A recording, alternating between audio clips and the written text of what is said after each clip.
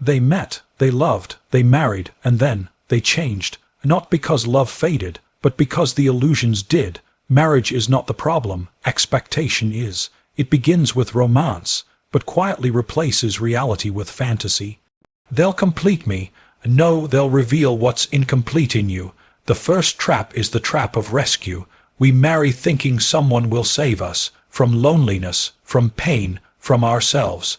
But no one is hired to heal your wounds. Marriage is not therapy. Love is not medicine. Your scars are your own to treat. The second trap is comfort. Once the vows are exchanged, effort dissolves. They stop courting. They stop impressing. They start assuming. And comfort becomes complacency, like a sharp knife left to rust. The third trap is identity loss. We are one, they say, but if you lose your I for the sake of we, you will silently resent us. True unity isn't fusion. It's two strong selves choosing daily, freely. The fourth trap is control disguised as care. I only want what's best for you. But whose best is that? Control enters quietly, dressed as protection. And the cage is built with good intentions. Soon freedom becomes selfish, privacy becomes betrayal, and independence becomes rebellion.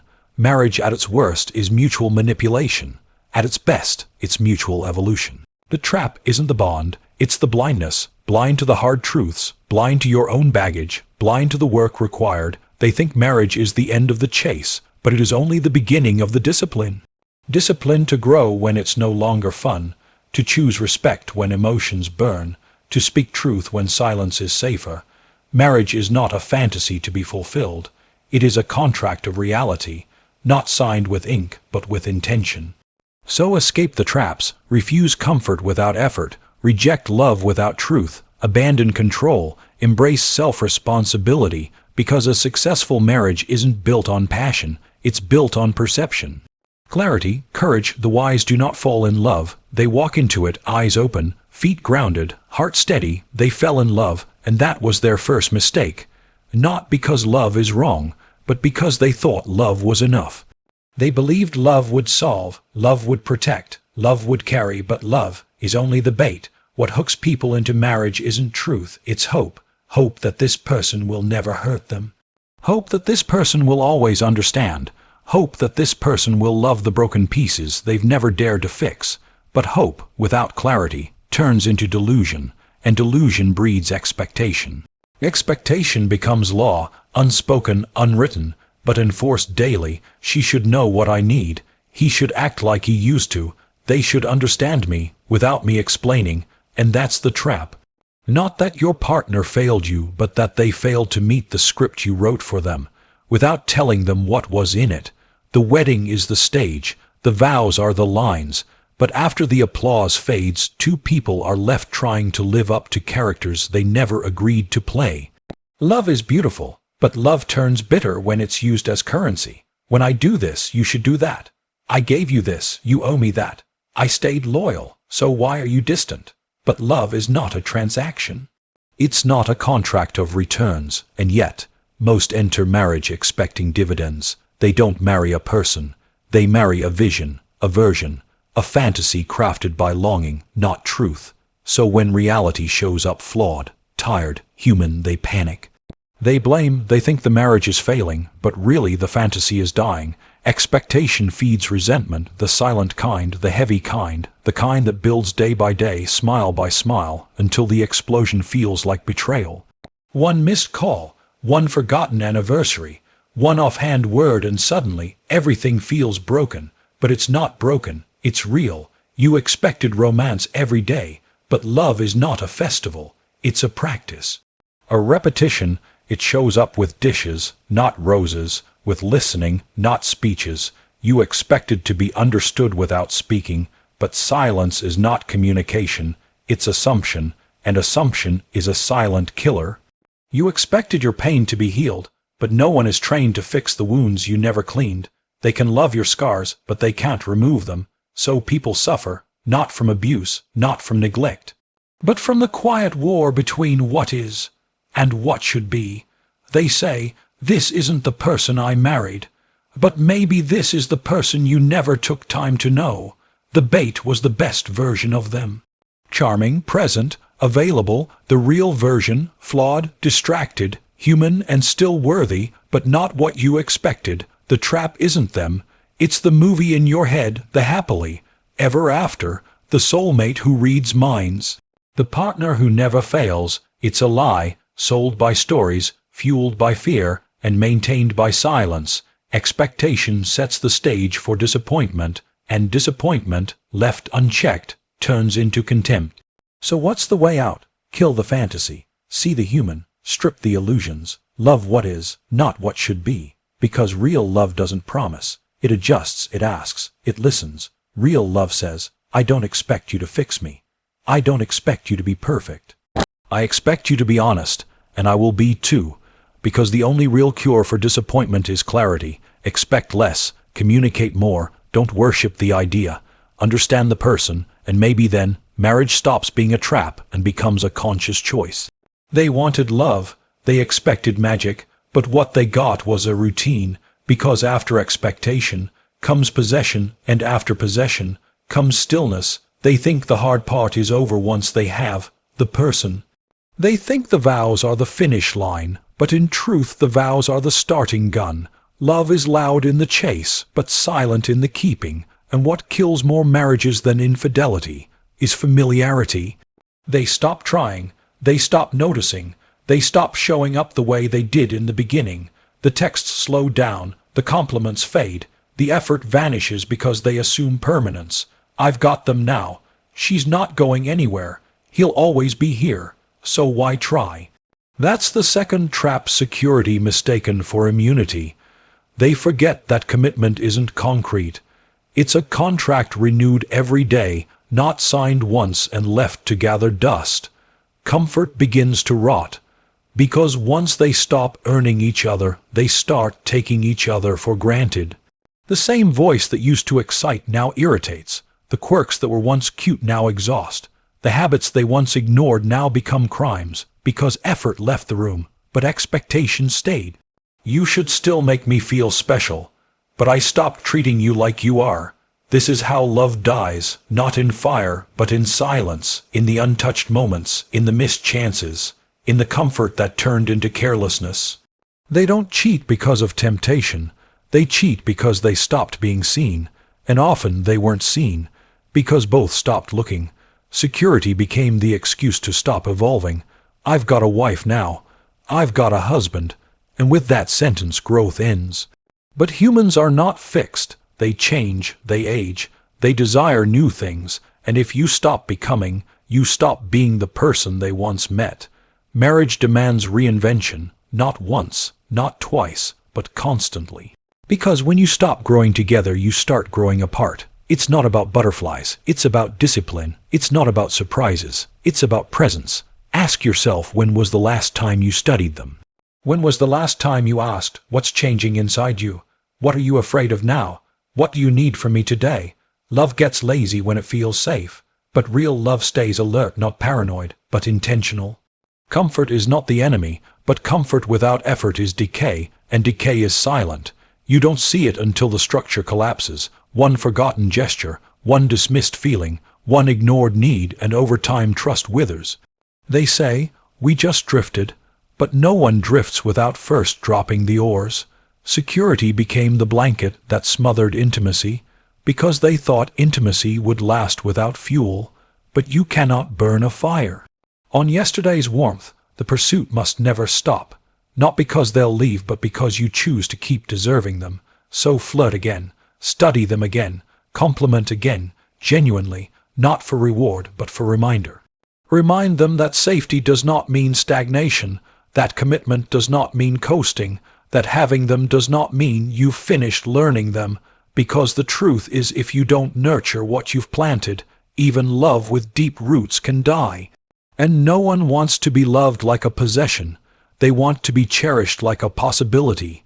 Keep chasing the version of them that's evolving. Keep becoming the version of you that's growing, because marriage is not a checkpoint.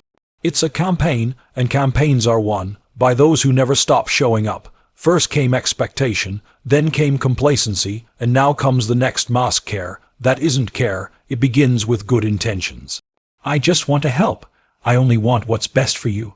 But slowly, those words start to shape your choices, then your habits, then your identity. It doesn't feel like control. It feels like love. But it's a quiet, polished kind of control, the kind that doesn't raise its voice.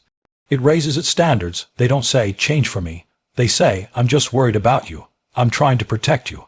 But what they're really doing is reshaping you into what makes them feel safe. Control wears many faces: concern, advice, support. But the result is the same. One partner slowly becomes the editor of the other's life. You start dressing differently. You stop seeing certain friends. You think twice before speaking, not because they told you not to, but because their silence says more than their words. This is how control works. It doesn't demand, it influences, it conditions. It rewards obedience and punishes difference, subtly. They say, I just think it's not good for you, but what they mean is, it's not comfortable for me. And so you shrink, not dramatically, but slowly, 1 inch at a time, until you look in the mirror and barely recognize who you are. Care becomes a leash, and the leash is disguised as love, but love doesn't need a leash. Love is not obedience. Love is not correction. Love is freedom paired with respect. They think they're helping you, but they're helping themselves feel in control, because control feels like safety, and safety feels like love until you realize you're being managed, not embraced. It starts with the little things. How about you wear something else? Maybe don't post that. I don't think you should go there. And soon, your decisions become joint property, but the weight of those decisions falls only on you. They confuse love with influence. They believe love means shaping you into their image.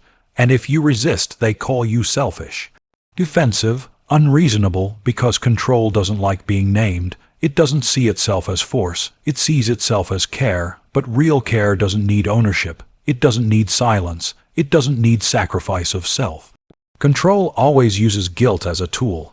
If you loved me, you would. If you respected me, you'd listen. If you cared, you'd change. And so love becomes a performance, a checklist, a test you keep failing. You start walking on eggshells. You second guess your needs. You question your instincts, not because you're wrong, but because you've been trained to prioritize their peace over your truth. And that's the most dangerous part. You forget what's yours, your time, your thoughts, your body, your direction. Control doesn't just restrict behavior. It rewrites identity, and it rarely looks evil. It looks kind, patient, soft-spoken. But it still erodes your autonomy, one compromise at a time.